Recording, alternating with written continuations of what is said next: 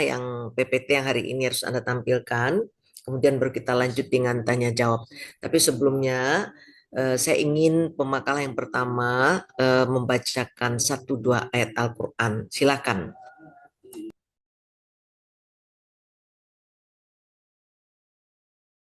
Oh ya, kalau seandainya tampil hari ini ada dua kelompok kan, kelompok satu, kelompok dua.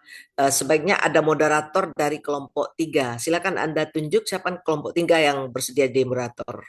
Silakan. Saya aja, Bu. Ya baik, silakan. Baik. Assalamualaikum warahmatullahi wabarakatuh.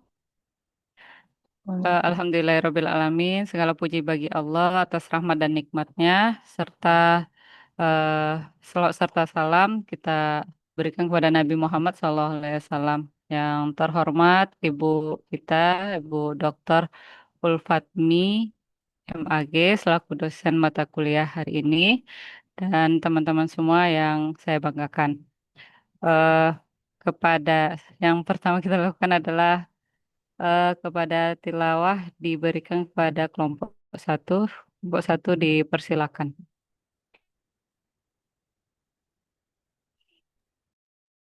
Baik, Bismillah.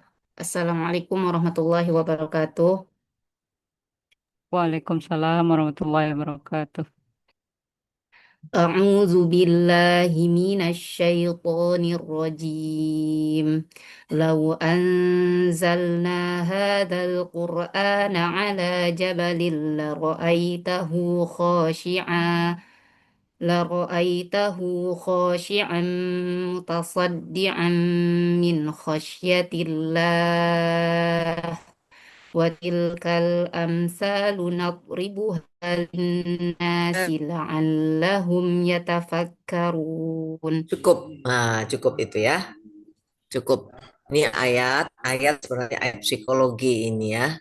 Kalau saya memberikan konseling terhadap para penderita kanker stadium 4 misalnya ya, saya katakan bahwa yakinlah jadikan pembacaan Al-Quran itu seperti tablet yang harus kita makan 3 kali sehari. Anda baca dengan sungguh-sungguh, Anda lihat artinya.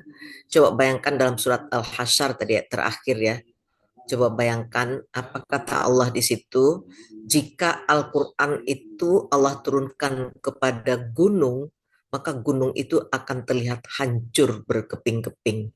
Jadi kalau cuman kanker, segumpal seperti segumpal tinju gitu ya, apalah susahnya bagi Allah menghancur leburkan kanker.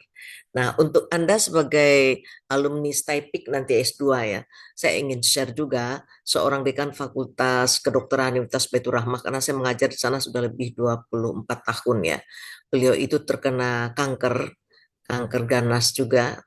Nah, salah satu jenis kanker ganas, tapi beliau sudah sampai berobat ke Jerman. Berulang kali kemoterapi dia. Tapi ternyata mengikuti satu petunjuk dari satu pelatihan betapa dahsyatnya bacaan Al-Quran itu bisa menyembuhkan orang ya, orang yang terkena kanker sekalipun. Maka beliau yang selama itu nggak pernah baca Quran, dijadikan baca Quran itu seperti tablet 3 kali sehari. 6 bulan setelah itu keluhannya hilang. Tapi dia tidak yakin juga nih, benar nggak ini? Sudah nggak ada lagi penyakit. Balik dia ke Jerman lagi. Nah, periksa lagi dengan dokter bersangkutan, hasilnya apa? Ternyata tidak ada lagi kanker itu di dalam tubuhnya. Dokter malah bertanya kepada dia, nah Bapak lakukan apa? Beliau seorang dokter juga nih, profesor dokter-dokter ya, beliau ini. Nah, saya nggak melakukan apa-apa. Ada obat apa yang dimakan? Nggak ada. Ini hilang ini kanker Anda nggak ada lagi. Nah, lalu dia cerita kalau dia menjadikan bacaan Al-Quran itu rutin gitu ya. Nah, dia nulis bukunya ada sama saya. Betapa dahsyatnya, hebatnya bacaan Al-Quran ini. Oke, itu hanya sekedar pembuka. Silakan, lanjut moderator.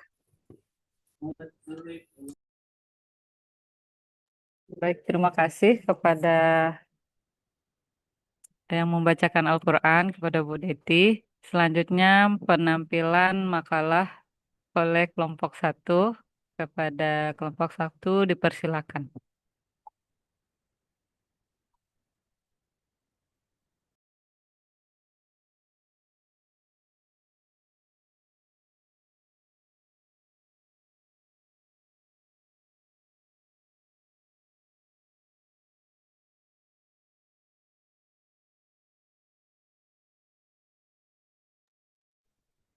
Bismillah. Assalamualaikum warahmatullahi wabarakatuh. Alhamdulillahirabbil alamin wassalatu wassalamu ala Rasulillah sallallahu alaihi wasallam. Terhormat kepada Ibu dosen kita, Bu Ulfatmi Amir Syah MAG, yang berkesempatan hadir pada perkuliahan kita siang hari ini. Yang saya um, hormati juga teman-teman sekalian yang berkesempatan hadir juga pada siang hari ini. Baik, kita langsung saja pada penjelasan tentang makalah pertama, eh, yaitu tentang pengertian dan kedudukan psikologi pendidikan dalam pembelajaran. Psikologi pendidikan merupakan salah satu cabang ilmu psikologi yang secara khusus mengkaji dinamika psikologis dan perilaku individu dalam konteks pendidikan. Ilmu ini tidak hanya mempelajari bagaimana proses belajar berlangsung, tapi juga faktor-faktor yang mempengaruhi pembelajaran, mulai dari karakteristik peserta didik hingga strategi pembelajaran yang efektif. Maka pada pemaparan kali ini, kita akan membahas tentang pengertian psikologi, pendidikan, dan psikologi pendidikan. Yang kedua, pengertian belajar dan pembelajaran serta kaitannya dengan proses pendidikan, dan selanjutnya pandangan Islam tentang pendidikan dan belajar. Yang pertama, psikologi. Psikologi merupakan ilmu yang mempelajari gejala-gejala kejiwaan dan perilaku manusia dalam interaksinya dengan lingkungan, baik individu maupun kelompok. Psikologi tidak hanya berbicara tentang aspek internal, seperti pikiran dan perasaan, tetapi juga interaksi individu dengan konteks sosialnya. Selanjutnya, pendidikan. Pendidikan menurut KBBI, Kamus Besar Bahasa Indonesia, adalah proses pengubahan sikap dan tata laku seseorang atau kelompok orang dalam usaha mendewasakan manusia melalui upaya pengajaran dan pelatihan. Pendidikan merupakan proses pengubahan sikap dan tata laku seseorang melalui upaya pengajaran dan pelatihan, sehingga psikologi pendidikan berperan dalam merancang program pembelajaran yang efektif, pengembangan kebijakan pendidikan, serta membantu para guru dan pendidik dalam memahami siswa mereka dan mengatasi masalah-masalah yang muncul dalam pembelajaran.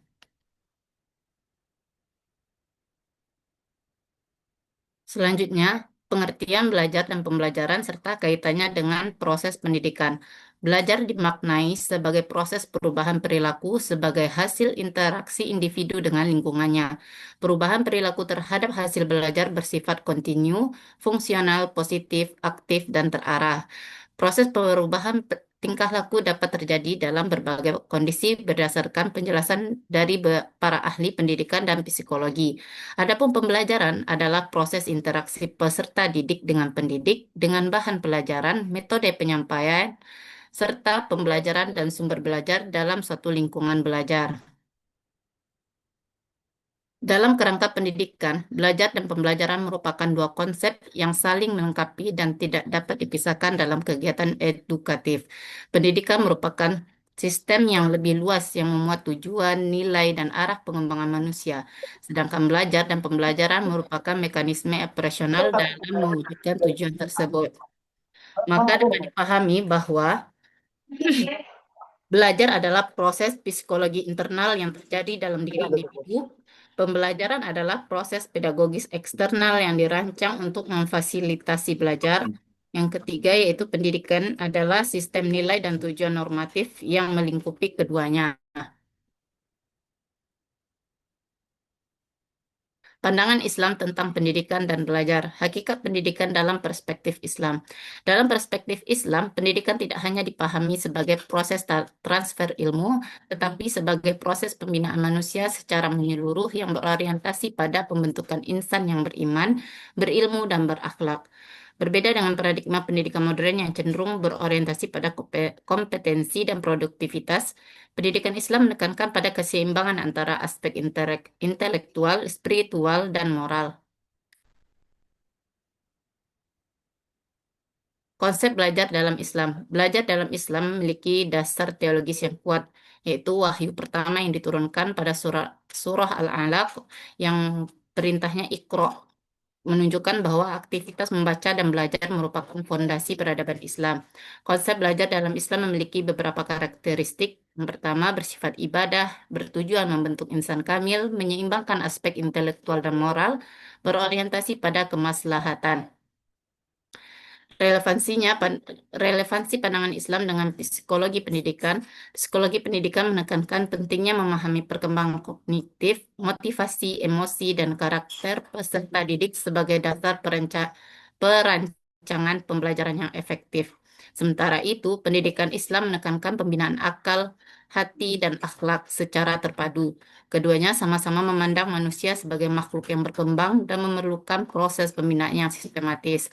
Psikologi pendidikan dapat berfungsi sebagai perangkat metodologis dan analitis untuk memahami dinamika belajar peserta didik. Sementara paradigma pendidikan Islam memberikan orientasi nilai dan tujuan akhir dari proses tersebut. Implikasinya dalam praktik pembelajaran cukup signifikan. Guru tidak hanya dituntut memahami teori perkembangan kognitif atau strategi motivasional, tetapi juga menyadari dimensi spiritual dan etis dari proses pembelajaran. Pembelajaran tidak cukup dirancang untuk meningkatkan capaian akademik semata, melainkan juga diarahkan pada pembentukan karakter dan kesadaran moral peserta didik. Evaluasi pun tidak hanya memfokus aspek kognitif, tetapi juga mempertimbangkan aspek sikap dan nilai.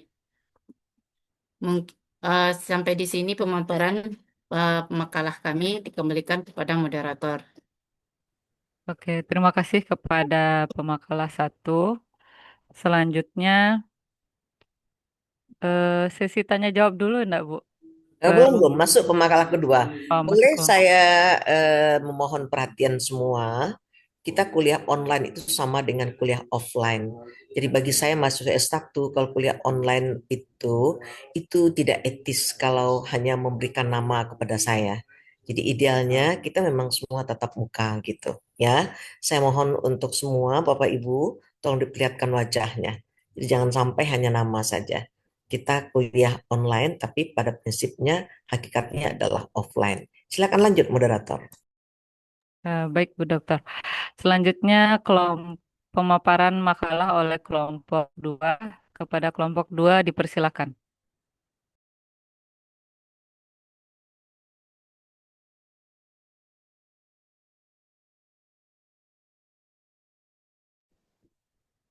Baik, terima kasih moderator.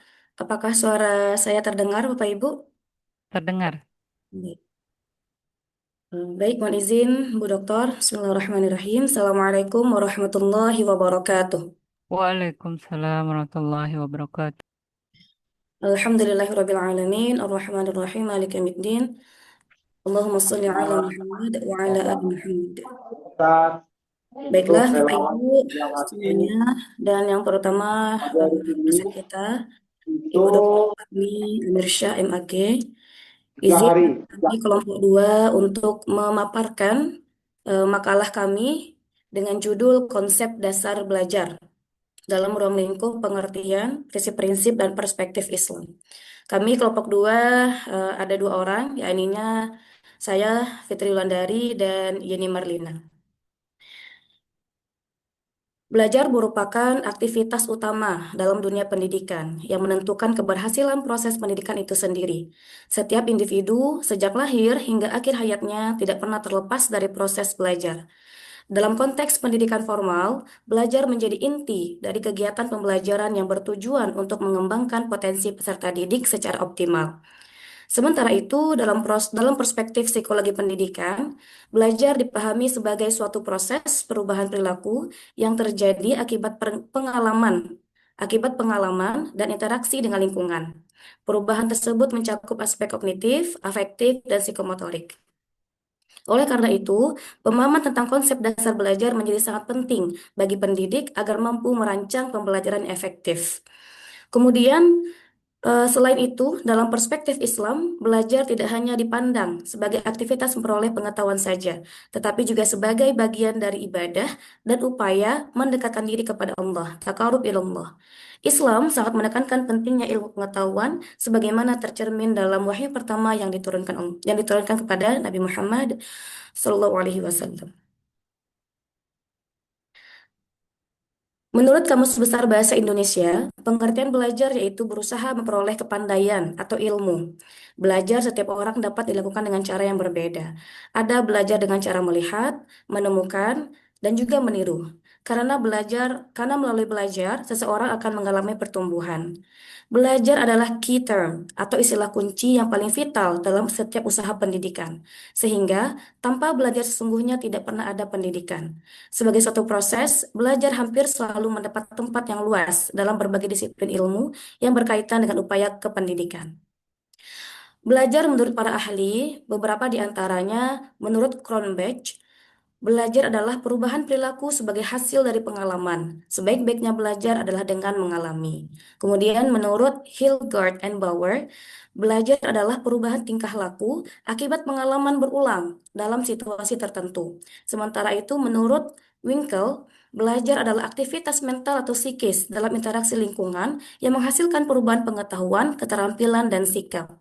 Maka dari beberapa pengertian belajar dari para ahli ini, kita tarik kesimpulan bahwasanya belajar adalah proses perubahan perilaku yang relatif permanen sebagai hasil dari pengalaman, latihan, dan interaksi dengan lingkungan.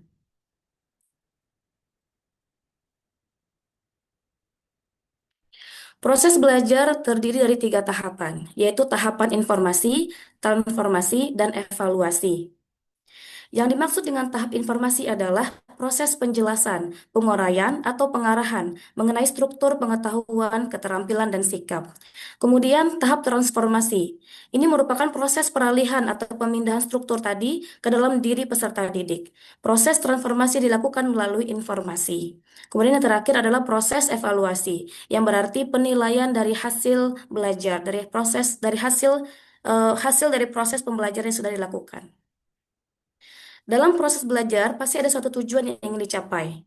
Nah, dalam hal ini, ada klasifikasi hasil belajar yang telah dipaparkan oleh Benjamin Bloom, yaitu ada 3 ranah. Yang pertama, ranah kognitif.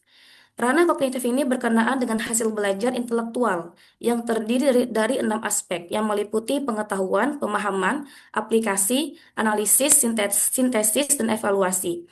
Kemudian yang kedua, ranah afektif yang berkenaan dengan sikap yang terdiri dari 5 aspek yang meliputi penerimaan, jawaban, penilaian, organisasi, dan internalisasi. Dan yang terakhir, ranah psikomotorik yang berkenaan dengan hasil belajar yang berupa keterampilan seperti gerakan refleks, keterampilan dasar, perseptual kompleks, dan ekspresif. Selanjutnya, prinsip-prinsip belajar. Prinsip belajar menurut Robert H. Davies adalah suatu komunikasi terbuka antara pendidik dengan peserta didik, sehingga siswa termotivasi belajar yang bermanfaat bagi dirinya melalui contoh-contoh dan kegiatan praktek yang diberikan guru lewat metode yang menyenangkan siswa. Sementara menurut Gestalt, prinsip belajar adalah suatu transfer belajar antara pendidik dan peserta didik, sehingga mengalami perkembangan dari proses interaksi belajar mengajar yang dilakukan secara terus-menerus dan diharapkan peserta didik mampu menghadapi permasalahan dengan sendirinya melalui teori-teori dan pengalaman-pengalaman yang sudah diterimanya. Nah, berdasarkan pendapat para ahli tersebut, maka disimpulkan bahwa prinsip belajar adalah landasan berpikir dan sumber motivasi agar proses belajar berjalan baik antara pendidik dan peserta didik. Banyak teori dan prinsip-prinsip belajar yang dikemukakan oleh para ahli. Yang satu dengan yang lainnya memiliki persamaan dan perbedaan. Dalam hal ini, kami selaku pemakalah mengambil beberapa prinsip yang berkaitan dengan perhatian dan motivasi, keaktifan, keterlibatan langsung, pengulangan, tantangan, balikan dan penguatan, serta perbedaan individual. Yang pertama, perhatian dan motivasi. Tanpa perhatian, belajar tidak mungkin terjadi. Dan motivasi adalah tenaga penggerak aktivitas belajar dan internal, eksternal. Dalam hal ini, agar motivasi belajar siswa dapat tumbuh dengan baik, maka guru harus berusaha beberapa hal. Yang pertama, guru berusaha untuk merancang bahan ajar yang menarik. Yang kedua, guru berusaha untuk mengkondisikan proses belajar aktif. Dan guru menggunakan metode yang menyenangkan. Yang kedua, prinsip keaktifan. Belajar hanya mungkin terjadi apabila siswa aktif mengalami sendiri, baik secara fisik maupun psikis. Dalam hal ini, implikasinya yang bisa dilakukan oleh guru adalah yang pertama, memberikan kesempatan berkreativitas dan melakukan eksperimen. Dan yang kedua, menggunakan multi metode dan multimedia.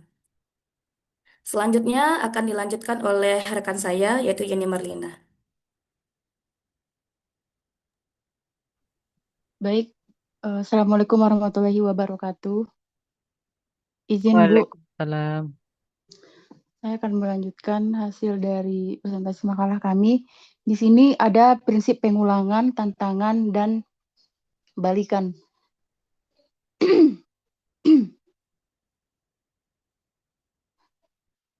Prinsip pengulangan ialah pengulangan memperkuat hubungan stimulus dan respon dan mengembangkan daya mengamati, mengingat, serta berpikir.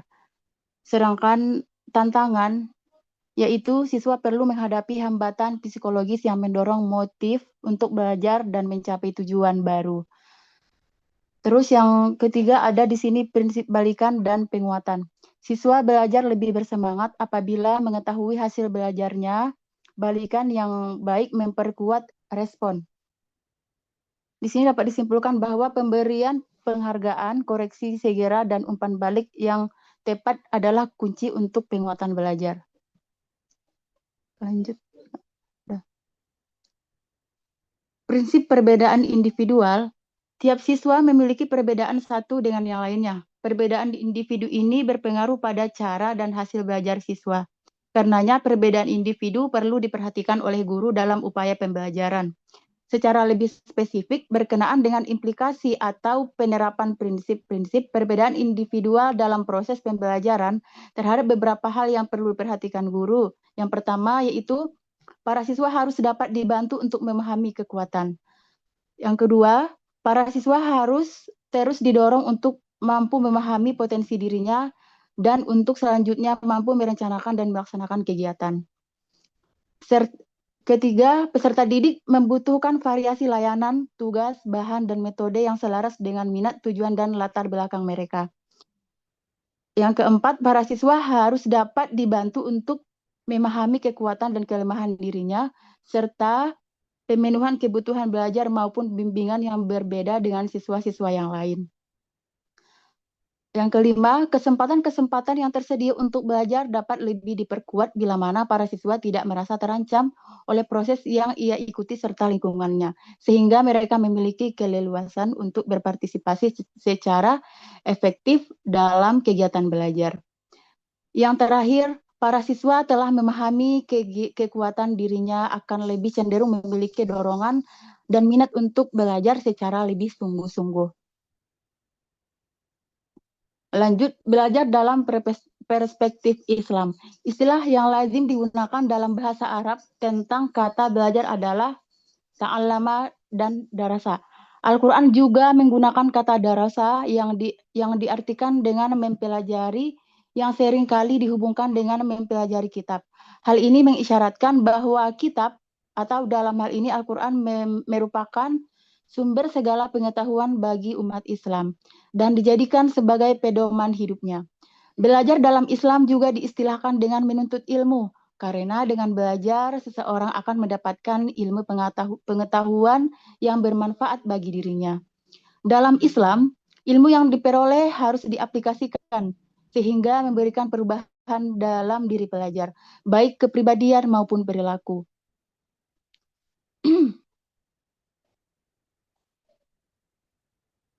Islam sebagai agama rahmatan lil alamin sangat mewajibkan umatnya untuk selalu belajar, bahkan Allah mengawali menurunkan Al-Quran sebagai pedoman hidup manusia dengan ayat yang diperintahkan Rasulnya Muhammad SAW untuk membaca dan membaca.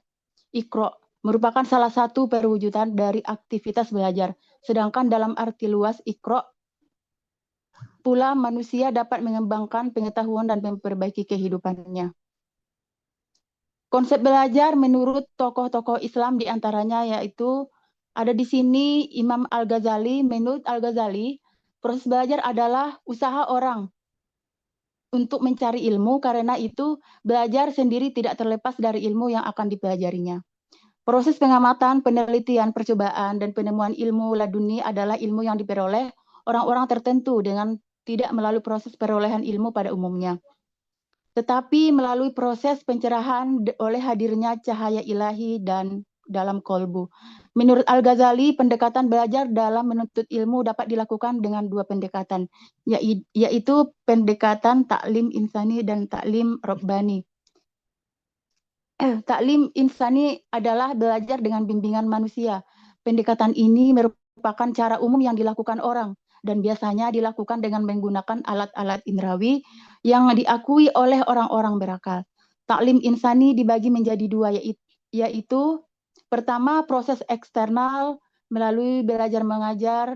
Dalam proses belajar mengajar sebenarnya terjadi aktivitas eksplorasio pengetahuan sehingga menghasilkan perubahan-perubahan perilaku. Seorang guru mengeksplorasi ilmu yang dimilikinya untuk diberikan kepada muridnya, sedangkan murid menggali ilmu dari gurunya agar ia mendapatkan ilmu. Yang kedua, proses internal. Melalui proses tafakur. Tafakur diartikan dengan membaca realitas dalam berbagai dimensinya, wawasan spiritual dan penguasaan pengetahuan hikmah. Proses tafakur ini dapat dilakukan apabila jiwa dalam keadaan suci dengan memberikan kolbu dan mengosongkan egoisme dan keyakinan ke titik nol. Maka ia berdiri di hadapan Tuhan seperti seorang murid berhadapan dengan seorang guru. Tuhan hadir membukakan pintu kebenaran dan manusia masuk ke dalamnya. Menuntut ilmu harus melalui proses berpikir terhadap alam semesta karena ilmu itu sendiri merupakan hasil dari proses berpikir.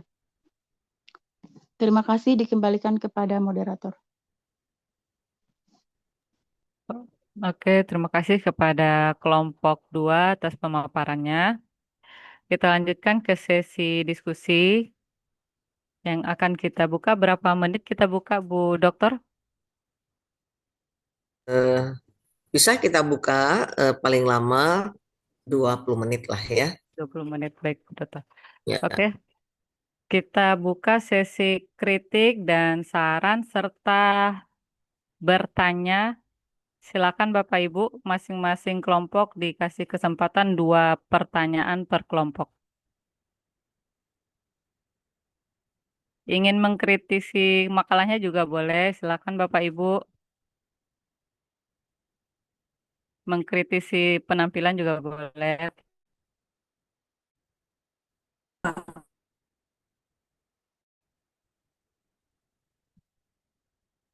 Ayo Bapak Ibu.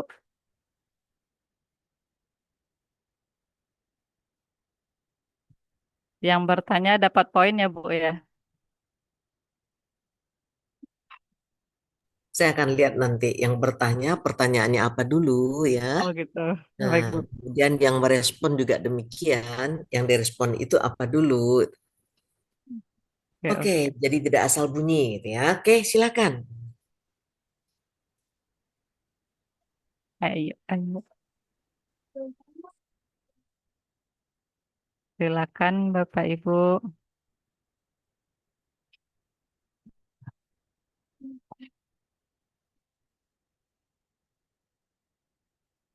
Belum aja. Ini S2 loh, ini S2 ini lebih banyak kepada student center dan memang semua mahasiswanya kalau makalah itu sudah di-share di grup itu 2 hari sebelum kita tampil, itu sebenarnya semua yang hadir sudah punya wawasan sama dengan makalah atau lebih, harusnya begitu. Nah, kalau lebih berarti dia bisa mengkritisi, ya, bisa beri masukan juga. Bagi yang sama berarti bisa terjadi diskusi ilmiah. Nih, sedangkan S1 aja sekali diskusi itu banyak sekali pertanyaan itu. Diskus yang jalan. Ini gimana kita S2 loh. Nah, semua pada tidak ada yang bertanya gimana tuh. Berarti yang punya wawasan cuman yang pemakalah doang dong. Yang lain nggak punya wawasan, nggak siap untuk mengikuti perkuliahan. Nah, kalau kita sudah masuk ke level S2, S3, sedang S1 aja sudah tuntut demikian. Setiap kita kuliah, itu topik perkuliahan itu sudah kita persiapkan juga, sudah kita baca sebelumnya gitu. Sehingga kita bertanding dengan pemakalah ya untuk mendapatkan ilmu. Nah, kalau sudah seperti itu, jelas ketika kita keluar lulus S2 itu jelas ilmu kita sudah luar biasa pertambahannya. Tapi kalau cuma mendengarkan setiap kali perkuliahan, dengarkan saja. Kemudian ketika kita tampil, kita andalkan itu saja yang bisa dinilai dari kita. Nah, dapat apa dong selesai S2 itu? Nggak dapat apa-apa kita. Cuman yang bagian makalah kita aja ilmu yang dapat. Berarti sedikit sekali. Oke, lanjut moderator. Kita Ya, tunggu. baik Kita minta moderator. sekali lagi ya, semua on kamera, nggak ada yang off kamera. Silakan. Ya, silakan Bapak Ibu tampilkan wajah-wajah gagah dan cantiknya. Oke, silakan Pak Rocky, dipersilakan. Assalamualaikum warahmatullahi wabarakatuh. Waalaikumsalam warahmatullahi wabarakatuh. Nama Rocky M dari kelompok 3 ya. Di sini ada kutipan dari kalimat tadi dari kelompok 2. Ilmu merupakan hasil dari proses berpikir gitu. Jadi bagaimana caranya kita untuk mensinkronkan atau peserta didik itu mensinkronkan antara proses berpikir dengan proses hati atau psikologinya gitu, kejiwaannya gitu, sehingga bisa menyeimbangkan keduanya gitu. Itu saja pertanyaan. Terima kasih kepada Pak Rocky atas pertanyaannya. Saya pastikan lagi pertanyaannya Pak Rocky. Bagaimana cara mensinkronkan proses berpikir dengan kejiwaannya sehingga terjadi keseimbangan? Oke. Ada lagi Bapak Ibu yang bertanya, ini untuk kelompok 2 ya pertanyaannya. Silakan Bapak Ibu.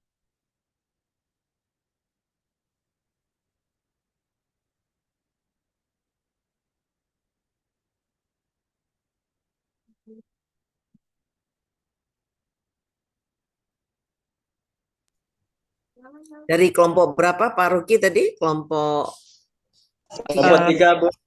Oke, dari kelompok 3. Berarti masih ada kelompok 4, 5, dan seterusnya ya. Iya Bu Dokter.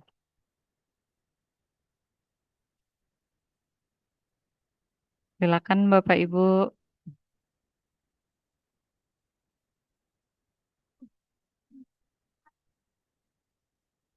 Boleh mengkritisi, boleh memberi saran. Baik, Syifa. Assalamualaikum warahmatullahi wabarakatuh. Ya, Ya, silakan Bu Bu. Rosidah. Ya. Baik, ini mungkin pertanyaan ataupun apa ya? Intinya begini, kita seorang guru, jadi sampai di mana harus kita mengetahui tentang psikologi anak nih gitu. Ya, intinya kan semua guru ini tidak semua memahami tentang psikologi, tentang pendidikan ini kan. Apalagi seperti saya bukan pendidikan dari awal gitu. Tetapi menjadi guru itu tidak bisa kita elakkan begitu. Nah, begitu. Jadi sampai di mana batas yang harus kita pahami sebenarnya tentang psikologi, tentang pembelajaran ini gitu. Jadi mungkin itu sedikit pertanyaan dari saya. Gitu. Baik, terima kasih kepada Ibu Rosidah atas pertanyaannya. Ini pertanyaan untuk kelompok 1 ya berarti ya Bu Rosidah ya? Iya. Ya. Ya, oke. Yang Saya jelas ulangi siapa aja yang Oke, untuk kelompok 1 saya pastikan pertanyaannya ya Bu ya. Sampai ya, mana batas kita seorang guru mengetahui psikologi anak dalam pembelajaran? Itu ya Bu ya? itu paling rendahnya lah intinya kan begitu. Oke. Oke. Selanjutnya kepada Pak Alimun dan Nur Hidayah ya. Dua orang sekalian ya Bu ya. Iya Bapak Ibu silakan. Baik, terima kasih moderator. Dalam hal ini saya ingin sedikit bertanya, tapi pada intinya cuman ingin konfirmasi ilmu ya. Karena waktu D2, waktu saya kuliah di STIPIK D2, lanjut ke S1, sekarang S2 pula ya. Jadi itu ada, selama ini saya memahami di pembelajaran psikologi itu antara belajar dengan eh, mendidik itu berbeda. Begitu hari ini saya lihat, itu pemakala dalam makalahnya memberi judul belajar. Tapi kalau menurut ilmu yang selama ini saya terima, itu yang diuraikan tentang mendidik itu kan. Karena dari dahulu saya menerima kalau belajar itu transfer of value, itu belajar. Sementara mendidik itu transfer of maaf saya ulangi, kalau untuk belajar itu hanyalah transfer knowledge, pengetahuan. Sementara mendidik itu adalah transfer of value, nilai. Ada nilai di dalamnya. Jadi yang ingin saya konfirmasi balik hari ini, apakah sama antara belajar itu dengan mendidik? Itu yang ingin saya eh, tahu lebih jelas dari forum S2 ini. Barangkali terima kasih atas jawaban yang pertama waktu yang diberikan, dan yang kedua terima kasih atas jawaban yang diberikan oleh pembekala. Assalamualaikum. Saya kembalikan ke moderator. Waalaikumsalam. Terima kasih kepada Pak Alimun atas pertanyaannya. Saya konfirmasi lagi pertanyaannya. Apakah antara belajar dengan mendidik itu berbeda atau sama? Karena yang dijelaskan oleh pemakalah itu judulnya belajar, tapi rasanya itu tentang mendidik. Gitu ya. Oke. Pasangannya jadi mau bertanya, Pak Alimun? Tidak ya? Kayaknya pasangannya sudah terwakili aja, Oh, moderator. terwakili. Ya, Baik-baik. udah terwakili gitu. Dia mau senyum-senyum aja hari ini bilangnya. Oh ya, siap.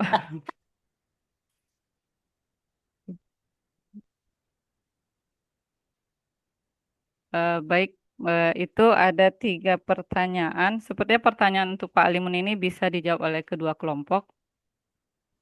Jadi dicukupkan berarti, Bu? Ya. Iya, oke. Ya. Oke, silakan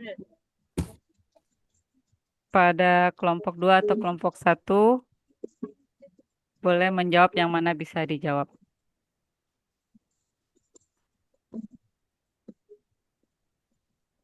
Kelompok 1.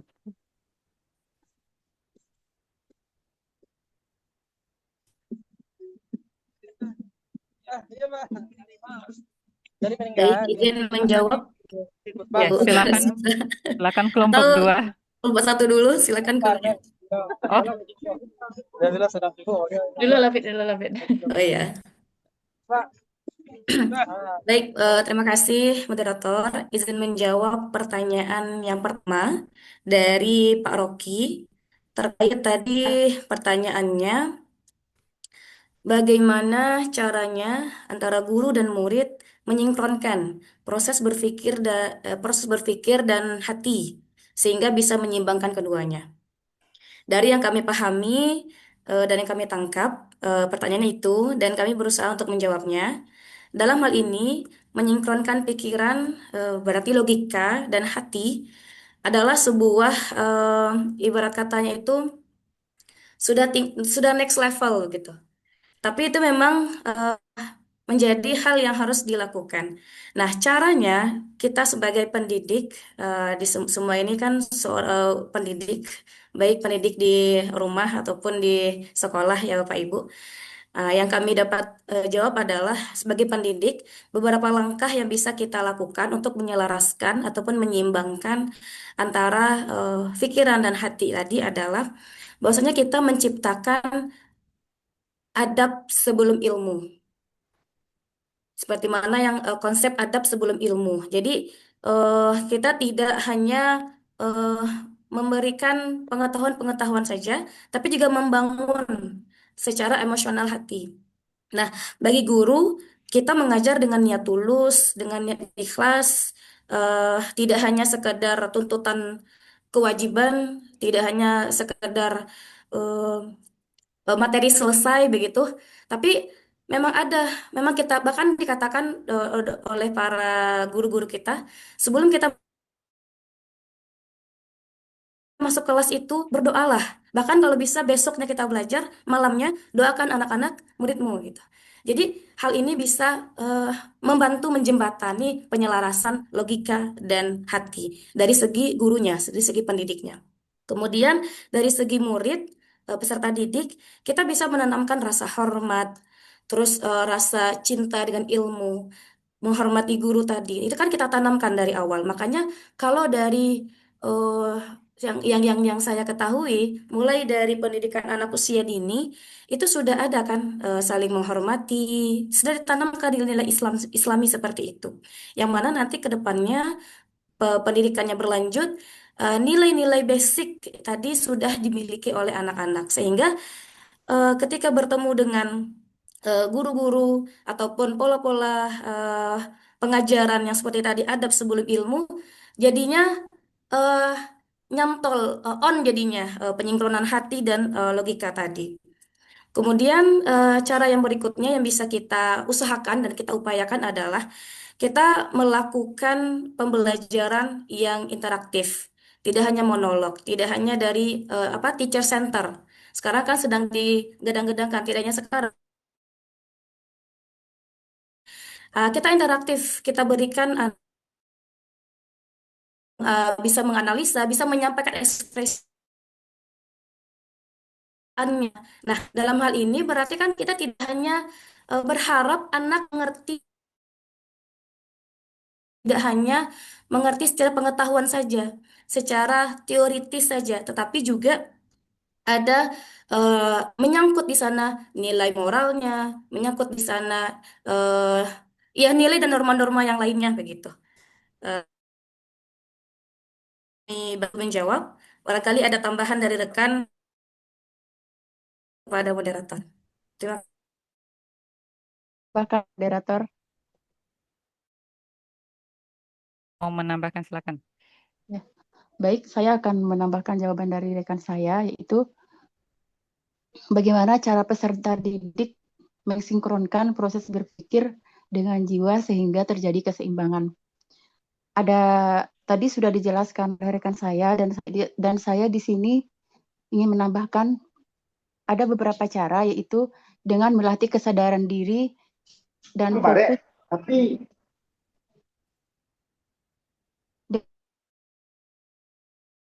Yang kedua, refleksi diri, pahami nilai dan tujuan hidup. Lanjut, ekspresikan diri lewat seni, musik, atau tulisan. Dan yang terakhir yaitu koneksikan diri dengan alam, luangkan waktu di luar atau dekat dengan alam. Sekian, dikembalikan kepada moderator.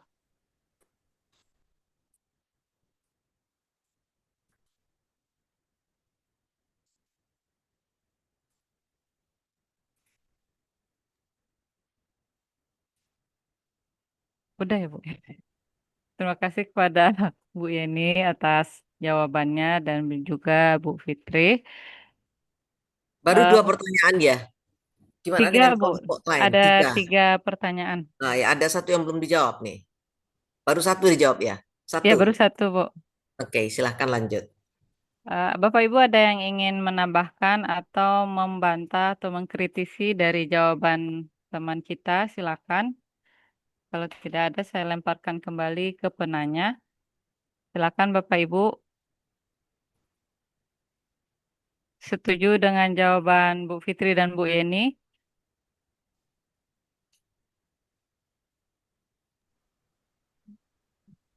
Ya, insya Allah sepakat berarti ya. Oke. Baik, saya kembalikan kepada Pak Rocky sebagai penanya. Bagaimana Pak Rocky? Setuju atau ingin membantah? Ya, bolehlah kita lanjut. Baik, terima kasih Pak Rocky atas tanggapannya. Selanjutnya, pertanyaan berikutnya ada 2 pertanyaan. Oh ya, tadi Bu Deti mau menjawab ya. Kita Ya, serahkan kepada Bu Deti dulu ya. Kepada Bu Deti dipersilakan. izin ya moderator, Bu Dokter menjawab pertanyaan dari Bu Rosyidah yang tadi itu pertanyaannya sampai di mana guru itu perlu memahami psikologi anak kayak gitu kan. sepemahaman kami gitu sebagai guru di rumah, karena mendapatkan apa informasi dari guru di sekolah gitu. Itu tuh sampai tahap perkembangan anak yang gimana, yaitu cara kayak tahapan kognitif anak itu gimana, terus perkembangan emosinya, bagaimana anak itu sampai di sekolah, perkembangan hanya sampai di situ. Anak ini dengan teman-temannya bagaimana. Karena supaya anak ini supaya guru dapat memberikan materi itu dengan tepat kayak gitu, supaya anak ini juga siap menerima materi eh, ketika guru sudah mengetahui perkembangan emosinya, emosi anak tadi dari rumah kayak gitu. Ada juga dengan karakter dan perbedaan individu itu. Anak ini kan berbeda-beda cara gaya belajarnya atau anak minat dan bakatnya. Jadi guru hanya perlu sampai tahu di situ kayak gitu, Roda, agar si guru tidak menyamaratakan semua siswa sehingga guru nantinya salah memberikan perlakuan. Jadi eh, guru yang bukan yang jadi psikologi tadi membatasi yang tidak tugas guru itu adalah mendiagnosis gangguan psikologi anak itu atau melakukan terapi itu tidak di ranah seorang guru. Mungkin itu dulu jawaban dari saya sebagai pemakalah. Dikembalikan kepada moderator. Terima kasih atas jawabannya oleh kelompok 1. Bagaimana Bapak Ibu yang lain ingin menambahkan atau membantah? Silakan.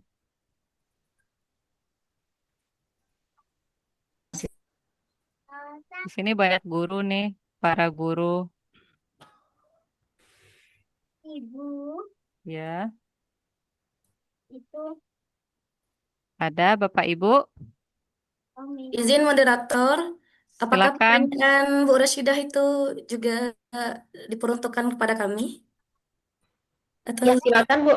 Sebagian sudah terjawab, tapi lebih luas intinya kan kita harus ada mengetahui anak-anak itu bagaimana kan supaya kita bisa memberikan pendidikannya bagaimana, karena pengalaman kita di sekolah kadang ternyata ada masalah dengan di keluarganya kan. Jadi kita bagaimana menanggapinya. Jadi saya ingin tadi sebagian sudah terjawab oleh Bu Deti. Mungkin ada dari Bu apa Bu Boleh Fitri? menambahkan Bu Fitri. Silakan Bu Fitri. baik, baik. Terima kasih Bu Rashidah, moderator. Sedikit menambahkan dari jawaban dari Bu Deti tadi, bahwasanya kalau yang saya tangkap tadi itu eh, garis yang di apa highlight dari yang disampaikan Bu Rashidah itu adalah bahwasanya kadang guru-guru yang kita temui ini tidak berbackground pendidikan gitu ya Bu ya, keguruan gitu ya Bu ya. Tapi Ya. jadi guru. Nah, itu bagaimana itu? Kalau kita yang di pendidikan keguruan, baik itu pendidikan agama Islam dan lain-lain, itu kan memang ada mata kuliah psikologi, pendidikan, psikologi anak, psikologi perkembangan dan lain sebagainya. Sementara yang lain yang menjadi guru, bagaimana nih? Sementara kita tidak tahu ilmu psikologi yang seperti itu gitu. Nah, dari sini yang dapat saya jawab adalah bantu jawab eh makna psikologi yang dimaksud dalam pendidikan itu mungkin tidak sedetail, serinci seperti psikologi yang di ilmu psikologinya. Mungkin kita ini lebih pada psikologi belajar. Bagaimana kita mampu memahami sesuai dengan tumbuh kembang anak, sesuai dengan apa? Usia. Usia anak sekian tahun, psikologi belajarnya seperti ini. Kemudian kalau dia sudah masuk remaja atau dewasa juga seperti ini. Mungkin contoh kecilnya dengan kita belajar psikologi belajar atau psikologi pendidikan, kita jadi tahu bahwasanya kalau kepada anak SD, anak TK, anak SD, kita tidak bisa menyampaikan sesuatu yang bersifat terlalu abstrak, terlalu menganalisa. Tapi kepada mahasiswa, mungkin SMA dan mahasiswa, kita sudah mulai bisa menyampaikan hal seperti itu. Kemudian juga kalau secara emosional kepada anak-anak TK, anak-anak SD kita cenderung lebih ceria, colorful. Sementara kepada anak-anak SMA ataupun perkuliahan gitu ya, mahasiswa itu lebih cenderung kepada beberapa di antaranya lebih cenderung ke fokus, serius, by data dan lain-lain. Mungkin dengan kita memahami sebagai guru, memahami psikologi pendidikan itu sesuai dengan perkembangan usia siswa atau peserta didik, kita mampu me, apa, mencocokkan mana yang bisa kita lakukan yang tepat dan berdampak, mungkin seperti itu. Dikembalikan moderator, terima kasih. Oke, terima kasih kepada Ibu Fitri. Selanjutnya Pak Rocky, silakan. Terima kasih. Ini menyambung apa yang disampaikan oleh pemateri juga penanggap ya. Jadi betul yang disampaikan Bu Betty tadi, bahwasanya menterapi anak bukan tugas dari seorang guru ya. Kalau tepatnya itu kan psikiater, bisa ke bimbingan konseling ya. Terus juga disampaikan oleh Ustazah Fitri Wulandari, untuk ini memang tidak sampai detail ya bagaimana kita memahami psikologi ini. Tapi yang perlu kita garis bawah di sini, psikologi seperti apa sebenarnya yang ingin kita pelajari di sini. Contoh misalnya dalam lapangan, anak bandel misalnya, atau anak yang suka berjalan-jalan dalam belajar misalnya, atau ada anak ini yang tidak berani tampil atau sangat pendiam gitu. Nah, atau suka baru aja kalau masih usia SD penakut atau suka nangis kalau disuruh tampil atau berbicara gitu kan. Mungkin itu dasar-dasarnya saja, hal-hal yang sederhana saja tentang psikologi anak gitu. Nah, bagaimana mensikapi seperti itu gitu kan. Jadi mungkin kita perlu ketahui itu pada dasarnya sistem dalam belajar itu ada beberapa ya. Ada tipe belajar. Yang pertama itu ada anak yang kinestetik gitu kan. Terus yang kedua anak audio. Terus ada yang ketiga tipe anak visual. Jadi jangan kita langsung memvonis ya, anak bandel atau suka yang berjalan-jalan itu adalah anak yang tidak memiliki masa depan yang cerah lah gitu. Berarti bisa jadi anak yang seperti ini adalah merupakan salah satunya tipe anak kinestetik gitu, suka bergerak gitu kan, suka berjalan. Nah, jadi bagaimana cara menghadapinya atau mensikapinya? Tentu ada tips-tipsnya gitu. Terus ada anak yang misalnya pendiam gitu kan. Bisa jadi dia bukanlah tipe anak kinestetik, jadi dia tipe anak visual gitu. Atau anak audio. Dan itu yang perlu kita kembangkan, kita ketahui di sini gitu. Mungkin itu saja tambahannya. Assalamualaikum warahmatullahi wabarakatuh. Waalaikumsalam. Terima kasih kepada Pak Rocky, Bu Fitri juga. Saya kembalikan kepada penanya. Bagaimana penanya? Apakah cukup atau dibantah? Silakan, Bu Rosidah. Ya, mungkin sebahagian sudah terjawab. Mungkin nanti Bu dosen kita lebih menjelaskan nanti. Soalnya begini, seperti tadi guru kita sampai di mana yang lebih minimal kita tahu tentang psikologi ini gitu. Jadi mungkin nanti lebih dilengkapi oleh Bu dosen kita. Ya. Ya. Oke, terima kasih Bu Rosidah atas tanggapannya. Baik, pertanyaan terakhir Bapak Ibu. Untuk kelompok 1 dan 2 dari Pak Alimun, silakan. Yang mana duluan, kelompok 1 atau kelompok 2?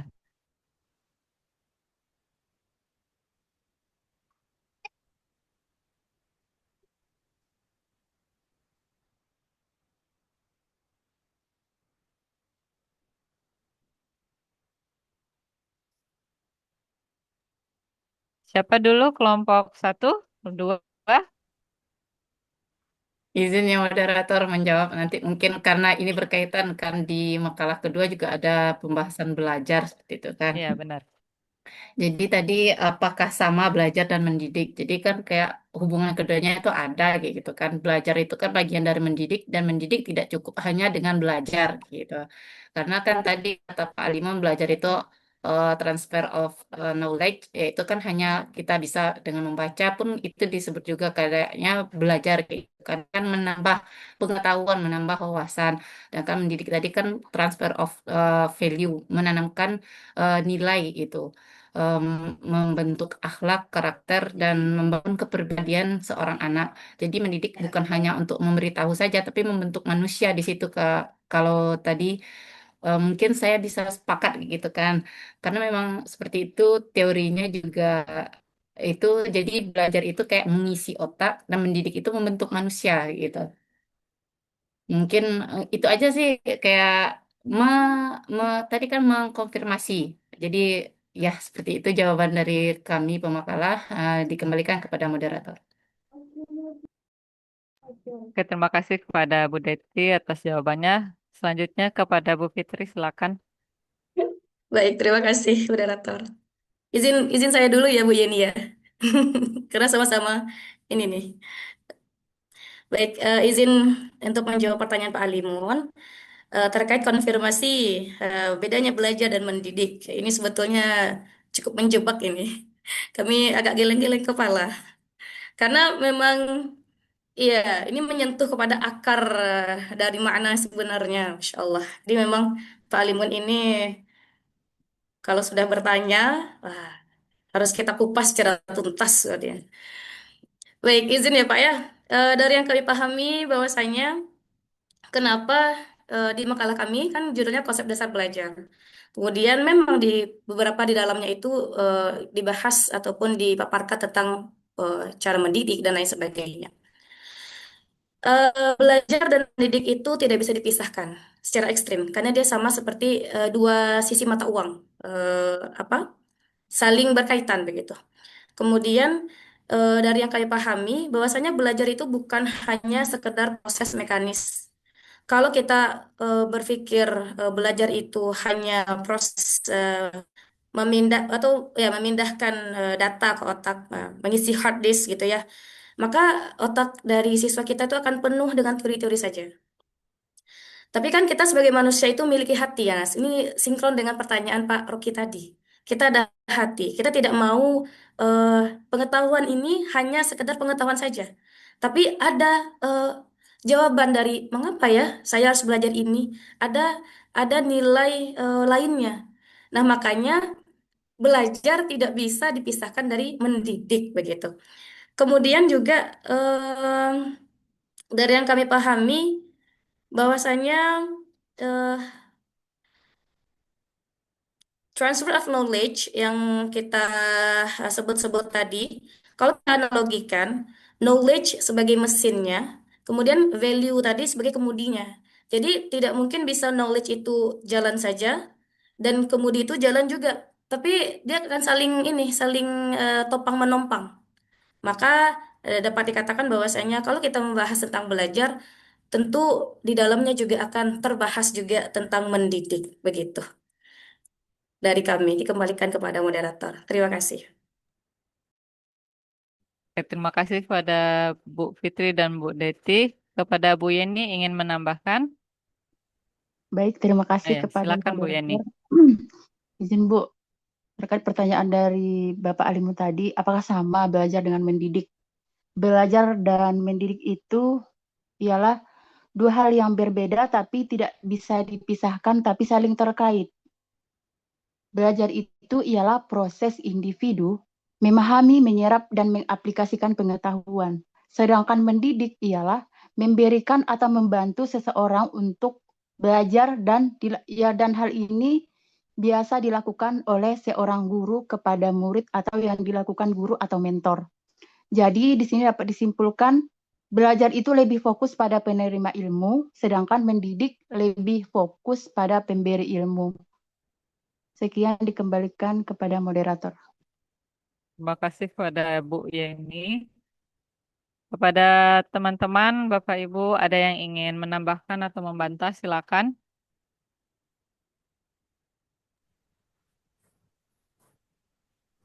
Tidak ada, cukup. Saya kembalikan kepada penanya. Bagaimana penanya? Terima kasih atas jawaban yang diberikan. Tapi kalau bicara puas, saya nggak mau puas saya itu kan. Saya nggak mau puas dengan ilmu. Saya tadi juga ingin mancing itu praktisi pendidikan itu untuk berbicara. Di sana ada Bu Rita, ada Bu siapa lagi? Yang dari utara Bu Bu Yeni, Fitri. temannya Bu Yeni siapa? Fitri Fitri Handayani, Pak. Fitri Handayani. Itu kan Pak praktisi Destra. pendidikan. Mereka belum berbicara. Ini bagaimana ini? Ayo berbagi. Jadi sebisa mungkin Bu Siva kasih mereka dulu waktu untuk menambahkan, jangan dulu ditutup. Tapi kalau nggak ada lagi yang mau berbicara ya apa boleh buat kan. Ya, ya, Mungkin benar-benar. kita minta dari Bu dosen aja lagi nanti. Terima kasih Bu Siva. Ya, baik. Terima kasih atas tanggapannya Pak Alimun. Bagaimana yang disebutkan namanya tadi mau memberikan pendapat? Apa dicukupkan? Pas ya, pas. Oke. Oke, terima kasih Bapak Ibu semua. Inilah sesi diskusi kita sampai di sini. Eh, Sekian, kita lanjutkan ke sesi berikutnya yaitu sesi dosen.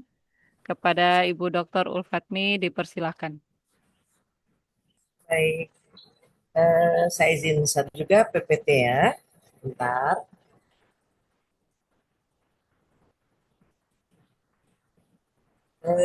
Saya bisa dijadikan host nggak ya, supaya bisa share PPT saya?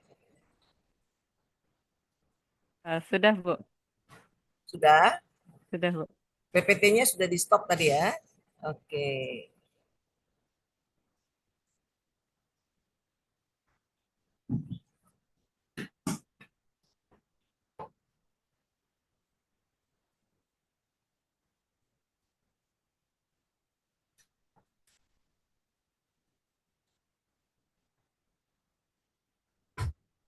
Oke, Bapak Ibu semua, tadi sudah ada penjelasan tentang apa itu psikologi, apa itu pendidikan, dan apa itu psikologi pendidikan. Nah, saya ingin berangkat dari pendidikan Islam itu apa gitu ya. Ini yang membuat berbeda nanti pengertian psikologi pendidikan ketika kita bicara dulu berangkat dari pendidikan Islam. Apa itu pendidikan Islam? Nah, ini yang membuat dia berbeda nanti ini. Oke. Pendidikan Islam adalah segala daya dan upaya. Segala daya dan upaya pendidik. Pendidik itu bisa orang tua, bisa guru. Dalam konteks kita di dalam kelas, kelas itu guru yang berperan di situ, ya. Untuk apa peran kita ini? Untuk mengembangkan seluruh potensi peserta didik. Jadi potensi peserta didik itu dia ada akal, ya, ada spiritual, ada emosi, ada dimensi sosial dan dimensi lainnya. Nah, ini kita kembangkan tanpa ada yang didahulukan dan dikemudiankan. Nah, ini bedanya ini. Agar peserta didik tadi mampu mengembangkan kecerdasannya secara seimbang dan optimal. Untuk apa? Untuk menjadi manusia yang paripurna. Paripurna itulah yang disebut dengan manusia yang takwa, ya, manusia yang takwa. Jadi kalau standar pengertian pendidikan saja yang kita ikuti itu nggak sampai kepada manusia yang paripurna ini. Nah, sekarang mari kita lihat apa itu psikologi pendidikan. Psikologi pendidikan itu adalah ilmu yang bicara tentang bagaimana cara memahami pengajaran dan pembelajaran dalam lingkungan pendidikan. Nah, ini dia. Kalau kita mau jadi guru, kita paham dulu bagaimana kita memahami pengajaran dan pembelajaran. Saya tidak akan sentuh pendapat-pendapat ahli tentang psikologi pendidikan itu. Nah, jadi fokusnya psikologi pendidikan itu pada apa? Pada proses dan faktor-faktor yang berkaitan dengan tindakan belajar. Nah, itu dia fokusnya. Nah, ada hubungan yang sangat kuat antara psikologi pendidikan dan tindakan belajar. Nah, hubungannya sangat kuat banget. Apa yang menjadi ruang lingkup psikologi pendidikan itu? Satu, belajar. Ini dia ya. Belajar. Nah, belajar itu apa? Pokok bahasan yang mencakup nanti tentang teori, prinsip-prinsip, karakteristik perilaku siswa, dan lain sebagainya. Nah, proses belajar itu apa? Proses belajar itu adalah bagaimana tahapan, langkah-langkah, perbuatan, dan peristiwa dalam proses belajar siswa. Situasi belajar. Nah, terkait dengan situasi belajar, apa itu? Suasana dan keadaan lingkungan baik fisik maupun non-fisik terkait dengan aktivitas belajar siswa. Jadi nonsen kalau kita melaksanakan proses pembelajaran dalam suasana yang menegangkan, dalam lingkungan yang tidak representatif, ya, nah itu mustahil itu tujuan pembelajaran itu akan terwujud. Nah, belajar itu sendiri apa sebetulnya? Kalau belajar tadi dikatakan sebagai perubahan yang relatif menetap dalam tingkah laku sebagai akibat dari hasil pengalaman yang telah lalu, mari kita lihat gitu. Apa betul semua perubahan itu dikatakan belajar? Coba lihat, kalau orang mabuk berubah tingkah lakunya, berubah cara berjalannya, berubah cara bicaranya. Apa itu juga belajar? Tidak termasuk belajar. Nah, ini yang perlu kita dudukkan dulu. Ciri-ciri belajar yang dimaksud itu apa? Nah, satu, perubahan itu disadari dan disengaja. Yang disebut dengan intensional. Nah, perubahan yang berkesinambungan, kontinu. Ada terus perubahannya. Dari SD, ini pembelajaran dilalui, ini pengalaman dia dapatkan. Ketika dia sudah menjalani masa sekolah menengah, ada perubahan. Sekolah menengah dia masuk nanti ketika SMU menengah atas ya, ada lagi perubahan. Jadi kontinu, berkesinambungan terus. Nah, perubahan itu fungsional. Perubahan itu juga bersifat positif. Jadi jangan berubah ke arah negatif, itu bukan belajar namanya. Kemudian perubahan itu juga bersifat aktif. Perubahan itu bersifat permanen. Kalau dia sudah terbentuk sikap disiplin karena pengalaman dalam belajar, nah disiplin ini akan terus menjadi permanen dalam hidupnya. Gitu ya. Perubahan itu bertujuan dan terarah. Nah ini yang membedakan nanti. Tujuan dari perubahan yang kita harapkan itu dalam perspektif pendidikan Islam seperti apa.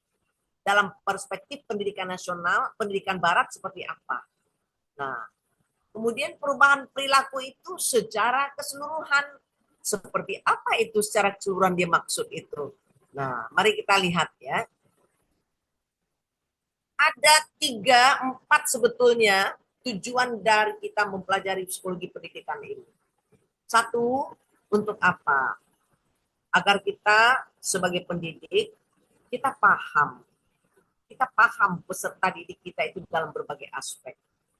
Nah, jadi kalau kita nggak kenal peserta didik itu siapa, ya, bahwa dia manusia yang tidak sempurna, bahwa dia manusia punya multipotensial, bahwa manusia dia itu dilahirkan berbeda, ada yang pribadinya introvert, ada yang pribadinya ekstrovert, ya. Nah, itu kita pahami dulu itu. Nah, kemudian yang kedua, agar pendidik itu dapat melaksanakan pembelajaran yang efektif. Agar pendidik itu dapat melaksanakan pembelajaran yang menyenangkan, efektif dan menyenangkannya harusnya sejalan. Ya, kalau sudah menyenangkan tapi tidak efektif, nggak ada itu. Yang diinginkan itu pembelajaran yang menyenangkan dan efektif. Nah, kemudian tercapai tujuan pembelajaran. Nah, dalam evaluasi itu nanti akan terlihat tercapai tidak tujuan pembelajaran kita. Pembelajaran efektif itu apa? Pembelajaran yang mencapai tujuan pembelajaran itu sendiri. Nah, dia mencakup 4 hal. 1, kualitas pembelajaran, pokok pembelajaran atau materi, tingkat pembelajaran yang memadai, kemudian ganjaran dan waktu. Nah, ini dia. Lalu, bagaimana belajar dalam perspektif Islam itu? Nah, ini yang perlu kita pahami dengan baik. Belajar dalam perspektif Islam itu, aspek yang di dalam proses belajar itu yang kita tuju adalah tiga ranah. 1, ranah akal, akliyah. 2, ranah qalbiyah atau hati. Dan 3, ranah amaliyah. Nah, untuk ketiga ranah tadi, apa yang ingin kita tuju? Yang ingin kita tuju itu adalah lahir peserta didik yang berilmu, tapi dia juga beriman, dan dia berakhlak mulia. Nah, ini yang kita tuju. Kalau dasar belajarnya tadi sudah disebutkan, ada surat Al-Alaq ayat 1. Ada surat Az-Zumar ayat 9 ya, bahwa nggak sama orang berilmu dan tidak berilmu. Lalu untuk orang yang belajar, itu Allah sengaja tinggikan beberapa derajat, berilmu dan beriman. Jadi nggak cukup kita syahadat saja, tapi kita nggak mau menambah ilmu kita, nggak mau nuntut ilmu kita. Nggak termasuk kita dalam surat Al-Mujadalah ayat 11 ini. Kenapa? Karena ilmu yang kita tuntut itu seharusnya memperkokoh kualitas iman kita. Kalau iman saja start dari syahadat, tapi kita tidak menggali ilmu, maka itu tidak akan memperkokoh iman kita. Harusnya tentu seorang ilmuwan, ya katakanlah seorang mahasiswa kedokteran, dia nuntut ilmu di fakultas kedokteran, kemudian dia lanjut ke spesialis. Ketika dia menggali lagi dalam ilmu spesialisasi yang dia ambil, di situ saya makin sadar dia. Ya Allah, ternyata Allah itu betul-betul hebat ya. Contoh misalnya, dia mengambil spesialis apa? Spesialis jantung. Di situ dia belajar bagaimana sih memahami jantung itu, apa yang ada pada jantung manusia itu, bagaimana bekerjanya jantung yang menjadi ciptaan Allah itu. Itu membuat dia makin kagum. Maka kalau dia makin kagum, imannya akan makin bertambah. Dia makin tawadhu kepada Allah. Nah, itu yang harusnya terjadi. Nah, kemudian menuntut ilmu itu hukumnya wajib, enggak setengah-setengah ini. Nah, ini menurut Ibnu Majah ini ya, wajib enggak setengah-setengah. Nah, surga disediakan bagi orang menuntut ilmu. Siapa yang menempuh jalan untuk menuntut ilmu, Allah mudahkan jalan baginya ke surga. Nah, ini yang sekarang ini sedang kuliah S2 ini, salah satu ini yang diberi oleh Allah jalan ke surga. Nah, kemudian apalagi Islam berbeda dengan ajaran dalam konsep agama lain atau dalam konsep barat. Di dalam Islam, menuntut ilmu itu kita belajar menggali ilmu, tapi nggak boleh ilmu itu kita pendam sendiri. Ilmu itu kita ajarkan. Makanya man ta'allamal Qur'ana wa 'allamahu. Yang sebaik-baik kamu itu siapa? Orang yang belajar tapi dia juga mengajarkan. Nah, ilmu itu diajarkan. Mengapa kita disuruh mengajarkan juga? Kita nuntut ilmu lalu kita ajarkan karena dia akan menjadi amal jariah. Nah, itulah apabila mati anak Adam semuanya habis kecuali 3 hal. 1, ilmu yang bermanfaat, sedekah jariah, dan doa dari anak yang soleh. Nah, mari kita lihat apa bedanya karakteristik belajar dalam Islam dengan di luar Islam itu. Pertama bedanya berbasis tauhid. Nah, semua materi pelajaran kita itu berbasis tauhid. Saya selalu katakan, ketika saya mengajar di Fakultas Kedokteran, kalau rapat dengan beberapa dosen yang berasal dari beberapa yang dokter dia tapi berasal dari berbagai spesialisasi ya. Ada yang spesialis jantung, spesialis bedah dan lain sebagainya gitu yang mengajar. Nah, lalu saya sampaikan ketika ada mahasiswa bermasalah, saya bilang, lalu Pak Dekan bilang kepada saya, Bu Ulfa, tolong dong tuh mahasiswa kita bermasalah, tugasnya dosen agama loh memperbaikinya itu. Nah, katakanlah perilakunya gitu ya. Lalu saya bilang kepada para dosen yang ikut rapat, saya merasa tugas untuk membentuk perilaku siswa itu bukan tugas saya pribadi. Setiap dosen yang mengajar di sini, apakah dia dosen anatomi, dosen farmakologi, ya, dosen berbagai bidang studi di Fakultas Kedokteran ini, dia wajib untuk apa? Untuk melakukan islamisasi ilmu untuk setiap bidang studi yang diajarkan. Nah, mengapa? Memang itu untuk kembali karena kita berbasis tauhid. Dia belajar anatomi itu tujuannya apa? Untuk mengenal Allah yang menciptakan anatomi tubuh manusia ini, seberapa hebatnya Allah. Itu yang harus diyakinkan kepada mahasiswanya. Jadi bukan soal pengetahuan tentang anatomi itu saja gitu. Nah, kemudian yang kedua, menyeluruh holistik, spiritual, intelektual, emosional dan sosial. Kalaupun Bapak Ibu mengajar matematik misalnya, ya, bukan ditanya nanti bagaimana anak itu bisa menguasai matematik dengan baik, tidak. Tapi bagaimana ibu-ibu dalam proses pembelajaran itu Bapak-bapak, bagaimana membuat anak itu tidak hanya cerdas intelektual, tapi juga cerdas spiritualnya. Nah, bagaimana indikatornya nanti misalnya, setiap ujian dia nggak pernah nyontek. Karena dia tahu dia bisa menghadirkan Allah pada saat dia ujian itu. Walau Allah nggak lihat, walaupun nanti kita sebagai dosen tidak lihat, ya sebagai guru tidak lihat, tapi dia yakin Allah melihat dia. Itu contoh bahwa dia juga dimensi spiritualnya kita bina. Kemudian bagaimana guru bisa juga ini membentuk kecerdasan emosional dan sosial siswa. Saya pernah di sekolah SMA unggul satu ketika, ada wali kelas yang curhat kepada saya. Bu Ulfa, itu saya udah berkali-kali loh jadi wali kelas unggul. Ini SMA favorit loh di Padang. Anak-anak saya itu lulus di ITB, lulus di UI, lulus di berbagai perguruan tinggi favorit. Saya yakin 20 tahun ke depan dia akan jadi orang-orang besar. Dialah yang di bahagian dari yang akan memimpin negara ini. Tapi ada kecemasan saya, Bu. Anak-anak saya yang di jurusan ini, di kelas unggul ini, dari segi intelektual luar biasa hebatnya. Tapi mereka sangat rendah kecerdasan emosi dan kecerdasan sosialnya. Kalau saya mencoba rapat untuk mengambil satu keputusan bersama, ya itu nggak pernah bisa tuntas. Kenapa? Karena mereka merasa pintar sendiri. Mereka merasa pendapatnya paling benar. Tidak bisa menerima pendapat orang lain. Masya Allah. Ini problem kita. Bagaimana ini konsep Islam ini? Karakteristik belajar ini holistik. Nggak bisa satu aspek saja. Kemudian berorientasi amal. Dia dapat, dia hafal, Bapak Ibu, coba ditanya anak-anak kita yang belajar PAI itu. Dia hafal bacaan sholat.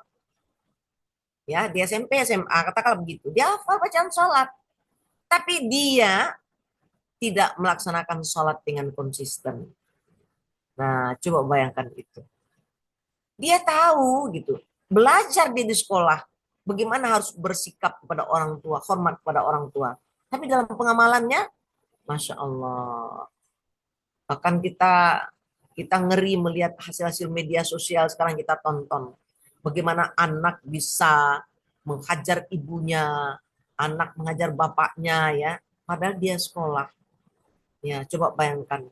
Bagaimana seorang suami ya bukan sekolah rendahan, sekolah tinggi sarjana, tapi bisa begitu kejam kepada istri.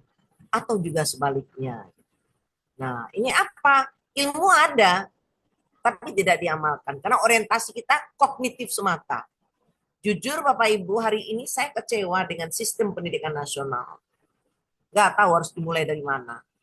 Semua indikatornya itu, evaluasinya itu hasil pembelajaran diharapkan cuma aspek kognitif semata. Tuntas, tuntas, tuntas, tuntas. Lalu gimana mengukur ini? Mengukur spiritual, emosional, dan sosial siswa di mana diletakkan. Ruang untuk itu juga tidak tersedia dalam kurikulum kita. Nah, mereka belajar lebih banyak dalam kelas, hanya ilmu doang, transfer knowledge. Bagaimana nanti kita berpikir ini, mengukur hasil pembelajaran menyangkut ini. Nah, menyangkut spiritual juga. Masya Allah. Saya nggak tahu harus bagaimana. Kemudian sepanjang hayat, ya nggak dibatasi usia. Kalau salah satu hadis masyhur yang terkenal, tuntutlah ilmu dari buayan atau ayunan sampai ke yang lahat. Long life education, itulah Islam ya. Nah, ini memang sampai mati, bahkan kita 5 menit mau ajal menjelang aja ada kesempatan untuk ilmu juga kita. Nah, begitu dalam Islam. Kemudian bagaimana peran guru dalam Islam itu? Nah, ini yang harus kita sadari dengan baik. Peran kita itu sebagai murabbi. Murabbi itu siapa dia? Dia pendidik, dia pengajar, dia teladan. Melalui 3 poin inilah kita membentuk perilaku anak kita. Oke, kita transfer knowledge, kita mengajarkan ilmu. Tapi nggak bisa seperti itu saja. Kita pendidik, bagaimana dia bisa berperilaku sesuai ajaran Islam. Kemudian kita teladan. Karena apa? Keteladanan ini adalah salah satu metode pendidikan yang efektif. Sudahkah kita menjadi role model bagi mereka? Atau bukan? Ketika saya pernah melakukan survei ke sebuah SMU ya, saya kasih angket, ada gurunya jumlahnya ratusan di sana. Saya hanya menginginkan anak-anak itu mengisi angket itu, siapa guru yang paling dia sukai, yang menurut dia sangat patut diteladani. Dari lebih 100 guru itu yang dicatat nggak lebih dari 5, bahkan kurang pula dari 5. Itu rata-rata yang dicatat oleh siswa. Betapa mirisnya kita itu, sangat menyedihkan. Ketika saya tanya, sayang, ibu mau tanya, saya coba tanya beberapa orang, kenapa kok cuman ini yang kalian tulis? Gimana dengan guru-guru yang lain? Mereka bilang apa? Aduh Bu, yang memang ini guru yang patut diteladani Bu, di dalam kelas dia begini, cara bicaranya, ininya. Nah, yang lain-lain tuh Bu dalam kelas, kadang-kadang dalam kelas aja kita benci mendengar kata-katanya Bu. Di luar kelas apalagi Bu. Dia sama dengan temannya Bu, sama aduh Bu. Enggak deh Bu. Memang ini cuman Bu yang nampak bagi kami. Nah, berarti itu satu catatan penting bagi guru. Anda sudah menjadi teladan. Berarti Anda belum jadi murabbi, belum jadi guru yang sesungguhnya. Ya, cuman baru pintar mengajar. Mengajar ini pun parah ini. Saya pernah survei ke 23 sekolah di salah satu kota, sekolah dasar. Dari 23 sekolah dasar yang negeri itu, hanya 4 guru yang memperbarui GPPP-nya. Selebihnya, karena lecek cabai karate itu jelek. Dan diajang kamu tidak ada perubahan-perubahan. Masya Allah. Yang benar aja kita. Untuk pengajar aja kita belum punya, unsurnya belum terpenuhi. Untuk pendidik apalagi? Ya, sudahkah kita peduli? Kalau saya sebagai guru, saya ingin malah keluar main itu saya berada di luar kelas. Saya mengamati bagaimana anak-anak dan keluar main itu dalam bergaul. Nah, karena pada saat itu kita memantau sesungguhnya. Gitu. Bagaimana kecerdasan emosinya, kecerdasan spiritualnya, kecerdasan sosialnya. Nah, ini kan enggak, guru anak keluar main, dia keluar main pula. Anak keluar main, gurunya makan, gurunya istirahat. Kenapa? Karena memang guru itu dijejali dengan jam yang begitu padat. Nggak boleh ada waktu istirahat lagi. Mau bilang apa gitu. Nah, makanya saya ketika anak TK itu kalau di sekolah TK, sekolah Islam, TK Islam, saya coba memperhatikan gitu. Tidak banyak guru yang mencoba pada saat anak bermain di TK itu, mereka perhatikan bagaimana anak-anaknya bermain. Kalaulah ada guru yang piket, yang mengamati bagaimana anak-anak di luar kelas itu dalam bermain itu, dalam waktu jeda bermain itu, mereka bergaul. Nggak akan terjadi membuli anak-anak. Itu nggak akan terjadi. Pasti semuanya akan terpantau oleh guru. Guru bisa melacak, guru bisa melihat perkembangan kepribadian masing-masing anak. Tapi ini tidak terjadi. Nah, Bapak Ibu, nah ini banyak sekali kriteria pembelajaran efektif ya. Pembelajaran menyenangkan itu seperti apa. Tapi saya ingin langsung masuk kepada seperti apa peserta didik yang dibentuk dari proses pembelajaran itu. Ini dia harus kuat ketiga-tiganya ini. Akal, perasaan, iman, kalbu. Seperti apa indikator? Kalau kita menjadi seorang guru, ini harus kita lihat. Indikator berkembangnya spiritual anak itu seperti apa? Satu, seperti saya katakan tadi, dia mampu menghadirkan Tuhan dalam setiap aktivitasnya. Sehingga ia takut melakukan hal-hal yang dilarang Allah. Nah, ini ketika saya mencoba, saya diminta menjadi narasumber untuk memberikan pencerahan kepada 800 mahasiswa bidik misi UNAN. Jadi Pak WR3 waktu itu minta saya, oke, saya berikan pencerahan, tapi materinya beda gitu. Hanya saja pada sesi terakhir saya menyampaikan kepada mahasiswa, coba Ananda tunjuk tangan, Ibu ingin Ananda tunjuk tangan, siapa yang nggak pernah nyontek sejak sekolah dasar? Tahu nggak Bapak Ibu, nggak ada satupun yang berani tunjuk tangan. Mereka tertawa lihat temannya di kiri dan ke kanan gitu. Nah, akhirnya coba tanya, saya panggil 5 orang ke depan, mereka ngaku mereka nyontek. Ya kalau nggak nyontek nggak tercapai target Bu, kan nilainya harus ini, harus itu. Waduh. Yang kedua, gemar berbuat amal soleh. Sudahkah begitu anak kita? Yang ketiga, disiplin beribadah. Masya Allah. Saya saja anak UIN, itu ketika saya tanya, saya mengajar di UIN itu, siapa yang misalnya mengajar pagi, siapa yang tadi pagi bangun salat subuhnya on time, pas waktu subuh. Enggak banyak berani tunjuk tangan. Dan saya pun menyaksikan bagaimana mahasiswa lalainya beribadah. Bisa telat setengah jam, sejam dia dari waktu sholat ditetapkan itu. Dan itu santai aja, seolah nggak terjadi apa-apa. Berarti bagaimana itu? Indikator berkembangnya potensi spiritual anak itu tadi. Indikator memiliki kecerdasan emosi. Ini dia. Ada berapa anak yang mampu mengendalikan menata hati, yang mengerti perasaan orang lain. Kalau sekarang bully-membuli itu sampai membunuh anak, membunuh siswa, sampai ke Malaysia pun kasus Zahra itu kita lihat ya. Nah, bagaimana Zahra itu ternyata dibunuh dia. Dibilang melompat dari lantai sekian di Malaysia itu, yang kasus di Malaysia. Senang bekerja sama, menunda kepuasan sesaat, berkepribadian stabil. Nah, adakah ini anak-anak kita memiliki ini? Begitu pula kecerdasan sosial. Anak senang komunikasi, senang menolong. Yang ada nggak begitu. Coba ada pengakuan dari ibu-ibu sekarang kepada saya. Bu Ul, saya cemas lihat anak saya. Gimana tuh Bu Ul? Kalau datang keluarga ke rumah, itu mereka kalau pulang sekolah paling say hello, assalamualaikum. Cium tangan nenek dulu cium. Habis itu mereka masuk kamar. Mereka sudah asik dengan dunia masing-masing. Tidak ada keinginan bercengkrama dengan keluarga, bercerita, bercanda. Wah, itu parah sekali. Nah, ini tidak terjadi dan lain-lain sebagainya. Oke, saya hanya ingin membuka cakrawala berpikir Bapak Ibu semua untuk bisa menjadi catatan penting bagi kita dalam memahami apa sebenarnya tujuan kita belajar psikologi pendidikan dan apa itu belajar itu sendiri, kita pahami dengan baik dan bagaimana kita betul-betul sebagai guru yang bisa menempatkan diri dalam proses pembelajaran untuk peserta didik kita dapat mencapai tujuan pembelajaran. Oke, sampai di sini siapa yang ingin bertanya silahkan. Kalau tadi itu sudah terjawab pertanyaan Bu, siapa tadi yang bertanya tentang apa perbedaan mendidik dengan mengajar.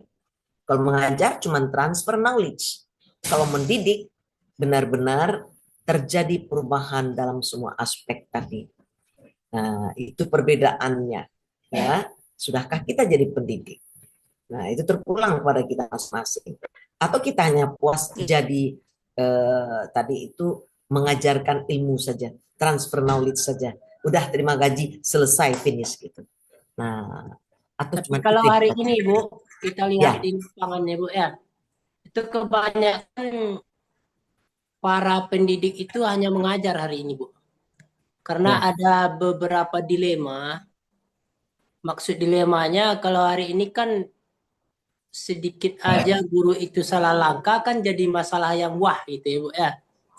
Ya. Jadi makanya guru-guru hari ini tuh sangat sedikit sekali yang mau mendidik. Hanya mengajar karena beban mendidik hari ini sangat berat. Ini mungkin melalui Ibu ya kami dari bawah ini memohon gitu kan kalau bisa dilobilah pemerintah bagaimana guru itu punya perlindungan dalam mendidik sehingga dia tidak hanya mengajar atau hanya menyampaikan materi di kelas. Gitu, Ya. Bu. Analisis kita juga tidak bisa satu aspek, Bapak. Rekrutmen guru itu seperti apa? Saya berharap guru itu tidak hanya tes tertulis seperti itu saja. Saya ingin betul-betul pribadi guru itu dilihat. Kemampuannya, attitude-nya dilihat. Makanya ketika saya melihat di medsos itu seorang kepala sekolah, ketika ada bunga yang pecah di sekolah itu, lalu pagi itu dia berdiri di depan pagar, setiap murid yang datang, dia tampar, dia tempeleng, dia sepak sampai tersungkur, nanti masuk lagi yang kedua, dia begitukan juga setiap yang cowok ya. Nah, bagi saya itu luar biasa kejam itu. Itu bukan proses pendidikan. Nah, adakah si bapak tadi dilakukan tes dulu kepribadiannya sebelum menjadi kepala sekolah? Nah, jangan kepala sekolah, guru juga begitu.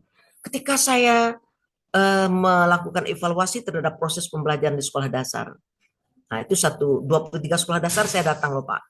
Jadi ketika di satu sekolah itu saya duduk di dinding di teras sekolah itu di dinding, saya dengarkan bagaimana guru SD mengajar.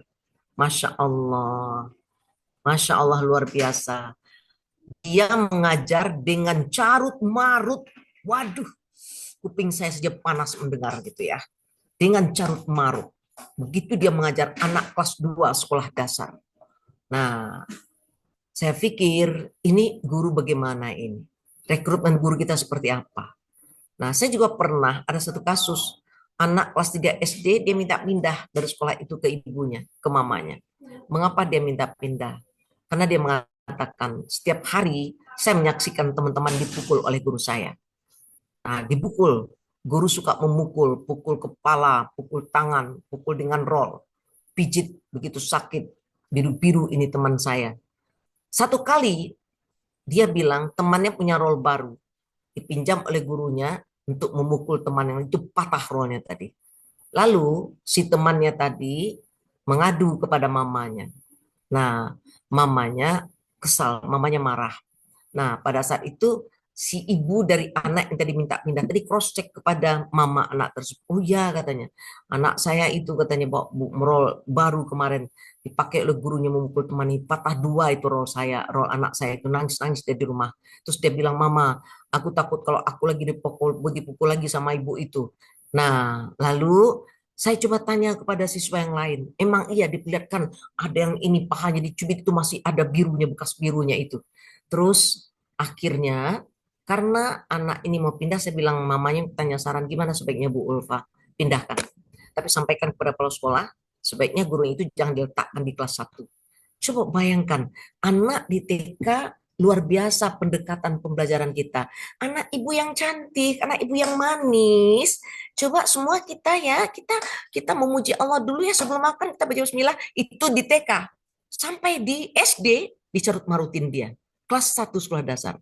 Nah, akhirnya si kepala sekolah mengatakan, jangan pindah dulu Bu anak ibu. Enggak, anak saya udah trauma. Saya harus pindahkan. Saya sampaikan kepada Bapak kepala sekolah supaya ada tindakan. Ya, akhirnya guru itu diletakkan hanya di pustaka. Sebagai pustakawan saja. Tidak diletakkan mengajar. Itu satu contoh. Apakah bisa setiap sekolah seperti itu memanage? Wow, itu sebuah mimpi banget gitu. Nah, makanya saya katakan saya nggak setuju guru itu hanya tes melalui administrasi gitu saja, enggak. Karena nggak semua orang bisa menjadi guru. Tapi bahwa semua orang bisa jadi pengajar, yes barangkali itu. Hampir 90% yang sudah sarjana bisa jadi pengajar. Tapi tidak semua bisa menjadi pendidik yang menjadi guru yang murabi yang kita maksud tadi. Nah, persoalannya kita nggak bisa memperbaiki keadaan. Terpulang kepada kita yang sekarang sudah ditunjuk sebagai guru ini. Ini lagi yang mungkin kita lakukan. Sebentar kita tunggu sholat sebentar ya, azan sebentar.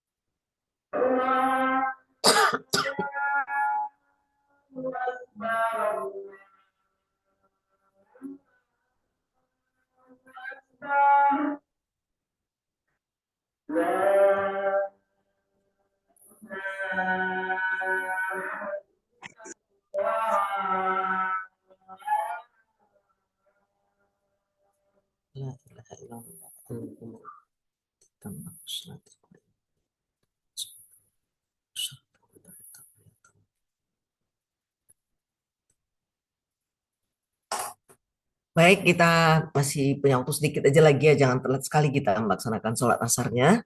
Silakan, jika ada yang masih ingin menyampaikan beberapa pertanyaan. Silakan, tadi ada Pak Rocky sama Bu Rita ya, silakan. Silakan. Iya, Bu. Mau Nah, bertanya, Bu. iya. Sebenarnya sudah berkaitan dengan pertanyaan Pak Ali Fajri sebenarnya kan, Bu. Cuman ingin mengonfirmasi begitu, Bu. Sasaran pembelajaran kita kan hanya peserta didik gitu, Bu, memahami psikologi peserta didik. Kalau guru, siapa yang memahami psikologinya begitu kan, Bu? Karena kita guru ini kan juga manusia biasa kan begitu, Bu. Pasti juga banyak salah. Itu pertanyaannya, Bu. Ya, kalau guru jelas tentu kepala sekolah ya. Kepala sekolah itu tugasnya sebagai leader. Jadi leader yang tidak hanya melihat lancar atau tidaknya proses pembelajaran di kelas, tapi dia juga mengamati. Makanya seorang kepala sekolah yang baik itu sebenarnya tidak hanya melihat terlaksana pembelajaran di kelas ini, bukan sekedar itu. Dia juga harus meminta feedback dari siswa. Nah, jadi ada beberapa catatan yang diminta dari siswa tentang guru-guru yang mengajarkan. Harusnya demikian kepala sekolah. Nah, lalu kita kan bisa dibicarakan nanti. Ada misalnya satu guru di kelas ini yang banyak catatannya oleh siswa, yang itu bisa dia klarifikasi dan bisa dia betulkan sikap guru. Tapi kan kepala sekolah tidak demikian. Kalau udah pecah saja terjadi misalnya seorang siswa menampar gurunya atau guru menampar siswa, nanti datang wali murid, baru dia tahu sebagai kepala sekolah. Nah, tapi dia nggak melacak seperti apa sebenarnya guru tadi melaksanakan tugasnya. Itu yang leader. Di kepala sekolah itu kan leader itu di intinya kan SDM di sana. Nah, SDM. Makanya untuk Anda mengangkat jadi kepala sekolah itu, kalau bisa yang memang dia menjadi leader, tetapi SDM-nya kuat. Tapi sayang sekarang kan nggak begitu ya. Jadi kepala sekolah itu asal bisa bayar sekian, bisa jadi kepala sekolah gitu loh. Nah, itu persoalannya ini yang susah kita gitu. Jadi kita susah juga mencari kepala sekolah yang bisa qualified tadi gitu. Yang qualified, yang betul-betul tepat dia menjadi leader, sekaligus juga bisa menjadi tim ya yang mengevaluasi kerja guru gitu di dalamnya. Kepala sekolah, wakil kepala sekolah, bidang di sana kan ada beberapa bidang ya. Wakil kepala sekolah bidang kesiswaan dan sebagainya. Nah, itu sebenarnya punya peran penting. Tapi itu kan tidak jalan. Itu yang tidak jalan. Miris-miris. Banyak sebenarnya guru-guru yang hebat-hebat bisa jadi leader. Tapi rata-rata ketika saya diskusi, saya nggak sanggup bayar. Saya nggak bisa bayar. Jadi biarlah jadi guru biasa saja gitu ya. Ya udah. Apa boleh buat gitu. Nah, ini maka saya katakan seperti lingkaran setan kita, terutama di lingkungan Kementerian Agama. Nggak tahu kita mau benahi dari mana. Masya Allah, sudah sangat amburadul banget. Hanya ke SLA, tapi sampai ke perguruan tinggi pun luar biasa. Ya, gimana Pak Rocky? Tadi itu bicara tentang pembahasan di psikologi pendidikan gitu kan. Jadi saya juga teringat itu yang dikatakan tentang buku Pak Irwan Perino ya. Itu mirip-mirip kayak gitu ya arahnya gitu. Jadi kalau dilihat Islam terpadu arahnya gitu kan, secara Islam terpadu gitu. Bagaimana memadukan ilmu pengetahuan dengan amal atau spiritual gitu kan. Nah, yang jadi pertanyaan, jika memang seperti yang disampaikan tadi itu arahnya ke Islam terpadu atau memadukan ilmu pengetahuan dengan spiritual tadi, bagaimana dengan Kristen gitu? Apakah juga ada Kristen terpadu jadinya gitu? Terus bagaimana konsep ini jika dibawa ke pendidikan nasional? Apakah cocok skala nasional kan dengan heterogennya kita di Indonesia gitu Bu? Itu pertanyaan. Ya, secara nasional dengan heterogennya kita, jelas itu masing-masing agama kan punya cara sendiri gitu ya, punya nilai sendiri untuk bisa melakukan. Kalau kita Islamisasi ilmu ya, kalau Kristen Kristenisasi ilmu ya, itu masing-masing agama untuk penganutnya masing-masing. Kan it's okay, tidak ada masalah gitu. Nah, guru fisika juga harus melakukan Islamisasi ilmu. Jadi bukan makanya sekarang itu Masya Allah, saya punya buku ya, karangan Bruno Gaiderdoni, seorang direktur Badan Antariksa Dunia, ya, dia itu juga astronot. Jadi dalam buku itu beliau judulnya Membaca Alam, Membaca Ayat. Ternyata sudah lebih 200 astronot yang memeluk Islam. Karena apa? Ternyata pengalamannya pergi ke luar angkasa itu begitu banyak yang menakjubkan, dan itu menyentuh kalbunya untuk ya pada akhirnya meyakini Allah gitu. Saya punya buku itu. Nah, ini kalau fisika, guru tuh ngajar fisika cuman fisika doang, katakan begitu ya. Nah, bagaimana membangun kesadaran untuk memperkenalkan anak ini kepada Allah sebagai Khalik yang menciptakan dia dengan segala kehebatannya. Nah, man arafa nafsahu, nah faqad arafa rabbahu. Tujuan dari akhir dari sebuah proses ya, mengenal dan dengan segala, kan itu sebenarnya pengenalan terhadap Allah ini ya pendidikan barat gitu ya. Nah, pendidikan nasional sekarang sudah mulai mengikis itu gitu. Sehingga dianggap pelajaran agama tidak penting. Diajarkan masing-masing dalam keluarga. Itu diajarkan saja di TPA. Cukup itu saja katanya. Nah, padahal dalam konteks pendidikan Islam itu tidak merupakan tujuan dari pendidikan Islam sesungguhnya. Kalau Bapak Ibu membaca buku ISK ya, Ari Ginanjar Agustian itu di sana ada catatan Pak Ari di situ, betapa ketika dia sebenarnya mengembangkan ISK ini beranjak dari sebuah perasaan, kekhawatiran, kegundahan. Dia memimpin 7 tahun lamanya memimpin perusahaan Jepang, yang di Jepang itu termasuk perusahaan terbesar. Sudah sangat mewah dia, finansial gaji luar biasa. Tapi merasa dia tidak nyaman juga, tidak tenang juga. Dia sangat mahir untuk meyakinkan orang lain. Apalagi kan seorang, taulah kita mentor, nggak ada bahagia itu di sisi, nggak ada ketenangan. Akhirnya dia pergi ke seorang kiai. Dia sampaikan kepada kiai keluh kesahnya. Lalu kiai itu bilang, seberapapun tinggi ilmu manusia, jika tidak dilandasi kepada iman, tidak kembali kepada pengenalan terhadap fitrah dan kepada Allah, Sang Maha Pencipta, dia tidak akan mendapatkan kebahagiaan yang hakiki. Nah, sejak itulah Ari itu belajar kepada kiai, belajar tentang agama. Setelah dia belajar, dia merasakan kehidupan yang tenangnya luar biasa. Maka dia kemudian mengembangkan training ISK. Kita tahu Menara 165 di Jakarta yang sekarang dia bangun itu pengembangan ISK itu sudah sangat luar biasa dalam berbagai bidang. Nah, jadi kita nonsen ya, kita mengajarkan anak kita, mendidik dia jadi dokter, jadi hakim, jadi ekonom, jadi apapun lah dia gitu. Tapi tanpa kita kembali kepada tujuan dari pendidikan itu mengembangkan seluruh potensi secara holistik, yakinlah kita, kebahagiaan dapat itu kebahagiaan dunia saja belum tentu didapatkan. Nah, sementara yang diinginkan dalam pendidikan Islam itu kebahagiaan dunia dan kebahagiaan akhirat. Itu jika pengembangan potensi itu secara holistik. Oke? Jadi ada yang mau bertanya ini Ya, satu tadi lagi. ada Bu Fitri Izin, Handayani. Ya, Silakan, silakan Bu. Bu Fitri ya. makasih banyak Bu Dokter. Ya. Saya tadi paling saya ingat waktu S1 belajar sama Bu apa namanya tentang apa? Tentang psikologi pendidikan, hakikat pendidikan itu adanya perubahan. Tadi juga udah disinggung oleh Ibu ya, ciri-ciri dari orang yang belajar itu adanya perubahan. Salah satunya tadi yang saya lihat perubahannya yang permanen.